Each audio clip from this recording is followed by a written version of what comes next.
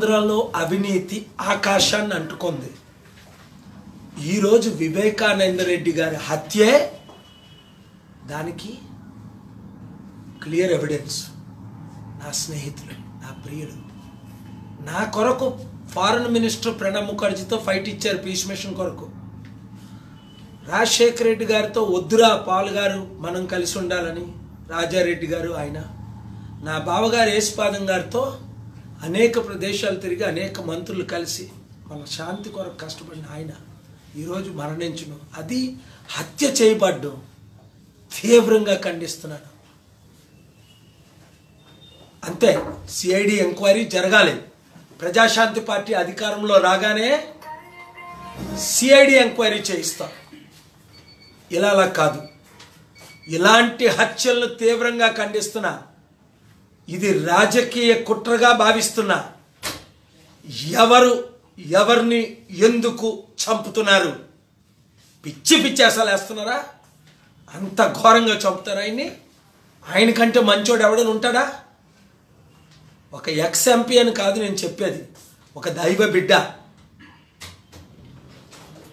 విజయమ్మ గారిని ఎందుకు పొగుడుతాను ఎప్పుడును? దైవ బిడ్డ.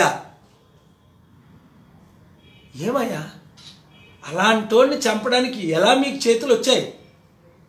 దుష్టులారా, దుర్మార్గులారా, ఎవరు మీరు చంపారో ఆయన్ని దేవుడు మిమ్మల్ని చిత్తుగా నాశనం చేస్తాడు, నిత్య నరకంలో, ఈ లోకంలో.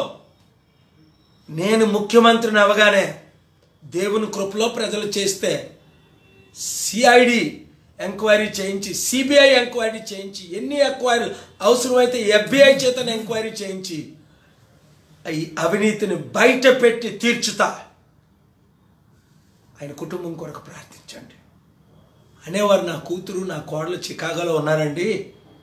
నాకు ఇడ్లీ, ఫుడ్డు, సాంబార్ దోశ తీసుకొచ్చేవారు లీమెరిడియన్ హోటల్కి. అలాంటి ఆయన ఈరోజు చనిపోవడం, ఈ విధంగా చనిపోవడం. అందుకే మా రంగారావు గారిని, మా senior most commissioner Rangarao party ప్రతినిధులు పంపించా. నేను విజయవాడలోనే ఉన్నాను కమిట్మెంట్స్ అన్నిటితో. వారి కుటుంబం ఆహ్వానిస్తే నేను కూడా వెళ్ళడానికి సిద్ధంగా ఉన్నాను. నా ప్రార్థనలు, దేవుని కృప వారితో, వారి కుటుంబ సభ్యులందరితో, వారి బంధు ప్రియులందరితో ఉండును గాక. Thank you very much. God bless you.